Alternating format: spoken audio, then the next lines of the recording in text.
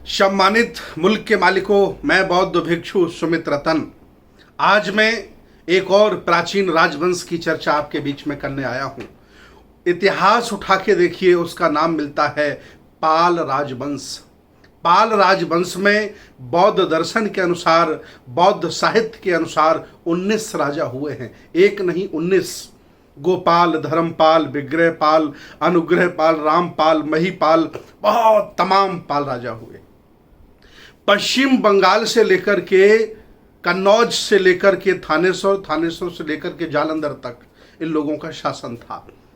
इस दौरान जितने भी आक्रांता आए, इन लोगों ने उनको पटकनी दी और बाहर निकालने का काम किया। ये सभी राजा श्रमण संस्कृति के पुरोधा थे। ये सभी राजा बुद्ध के अनुयायी थे। ये सभी राजा श्रमण परंपरा के मानने वाले थे। ये सभी राजा समता में विश्वास करते थे। आज पाल वंश के लोगों को गडरिया कहा जाता है, धनगर कहा जाता है, बघेल कहा जा सकता है, और अलग अलग राज्यों में अलग अलग भाषा में अलग अलग नाम हो सकते हैं। लेकिन मैं आपको बता दूं, ये राजवंश भारतीय इतिहास में सबसे स्वर्णिम राजवंश है।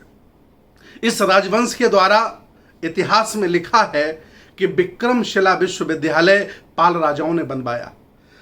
नालंदा, तक्षशिला, उदंतपुरी, विक्रमशिला, सिरपुर जैसे विश्वविद्यालयों का जीर्णोद्धार पाल राजाओं ने किया। पाल राजाओं ने इस देश को बहुत कुछ देने का काम किया है।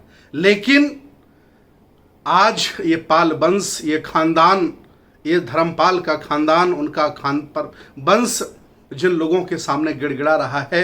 कभी जब ये राजा हुआ करते थे तो ये लोग उनके वहाँ पानी भरा करते थे, ये लोग उनके यहाँ नौकरी किया करते थे, उनकी कृपा पर जीते थे।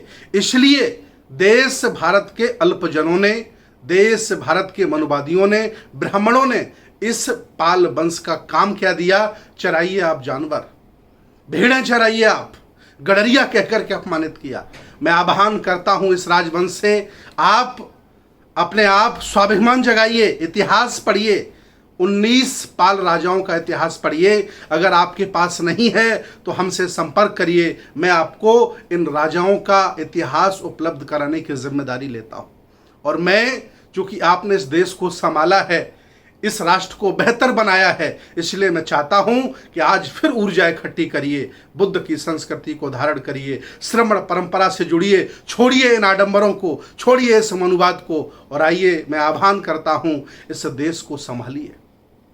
कभी आप इस देश के राजा महाराजा रहे, सम्राट रहे, आज आपको कोई मुख्यमंत्री नहीं बनने देता है, प्रधानमंत्री नहीं बनने देता है, MP MLA नहीं बनने देता है। इसलिए क्योंकि आपने अपना इतिहास भुला दिया है, पूर्वजों का इतिहास बुला दिया है। इतना ही नहीं, इस गौरवशाली इतिहास में, इस वंश में अहिल्याबाई होलकर जैसे लोग पैदा हुए।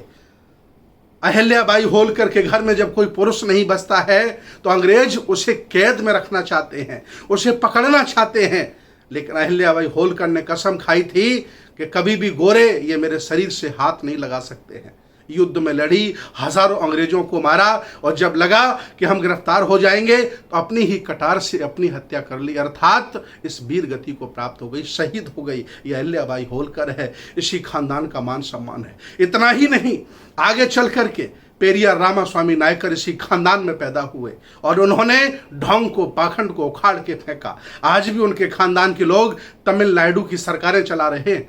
मैं आह्वान करता हूं इस राजवंश से, पूरे देश में है, ऐसी कोई जगह नहीं है, ऐसी कोई ब्लॉक नहीं, ऐसी कोई विधानसभा नहीं, ऐसा कोई जिला नहीं जब पाल, धनगर, गडरिया समाज के लोग, बघेल समाज के लोग नहीं रहते। आओ, ये देश आपको पुकार रहा है, आओ, एक श्रमण आपको पुकार रहा है, और पुराने गौरव को पहचानो, अपने इतिहास को जानो, अपने पुरखों को पहचानो। आपके पुरखा किसको मानते थे और आप किसको मानते हैं? क्या खूबी थी आपके पुरखों में कि देश के सम्राट हो गए, और क्या आपने गवा दिया कि आज भेड़ों बकरियां चराने की नौबत आ गई?